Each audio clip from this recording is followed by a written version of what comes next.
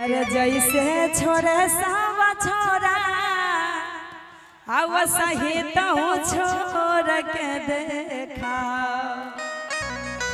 अरे असल के बेटा ही तो हमर दिलवा तोड़ के देखा।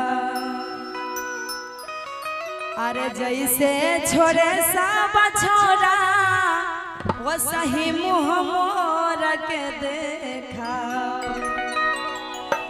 अरे असल के बेटा ही तो हमर दिलवा तोड़ के देखा।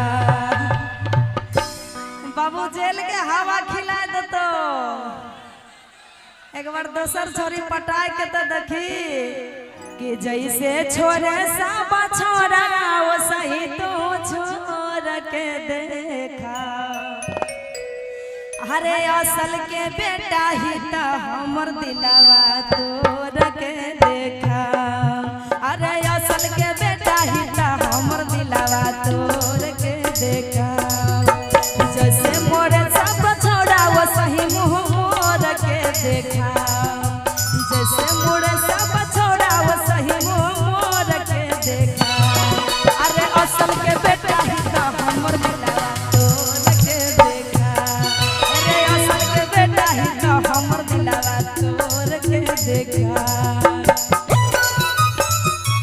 ओहो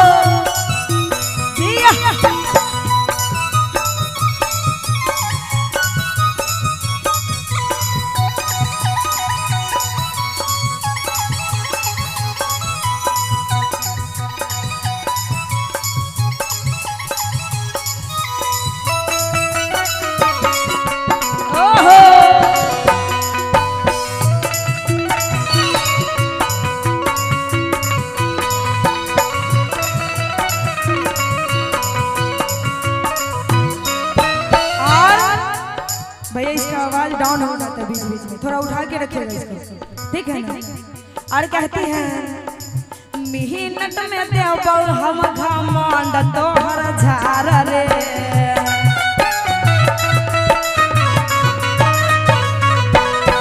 बेसी नहीं बने बाबू तू रंगदार रे।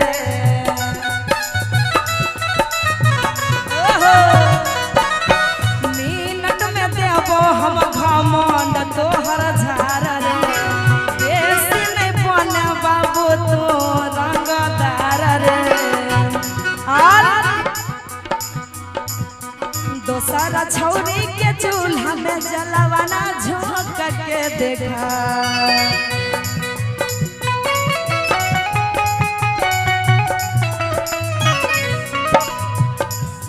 दोसरा छौरी के चूल्हा में जलवाना झोंक के देखा।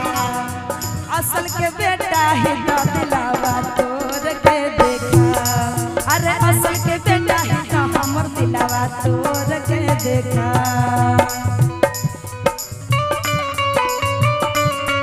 ओहो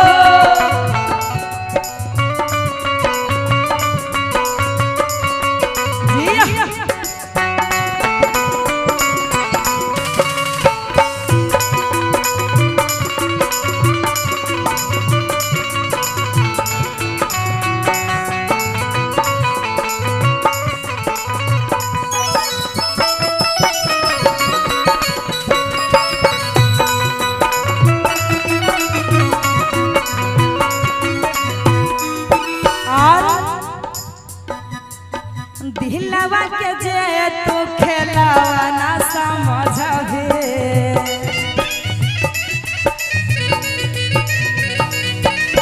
जिंदगी भर छौरा रे दुखवा के झेलबे।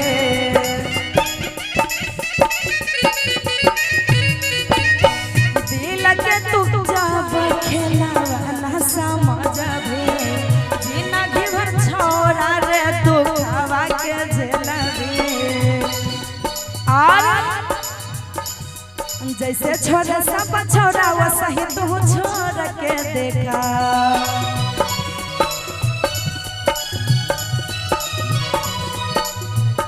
अरे जैसे छोरे सब छोरा वो सही तू छोड़ के देखा। असल के बेटा ही तो हमर दिल तोड़ के देखा।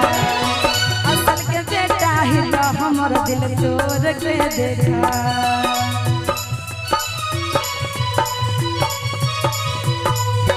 असल के बेटा ही तो हमर दिल तोड़ के देखा।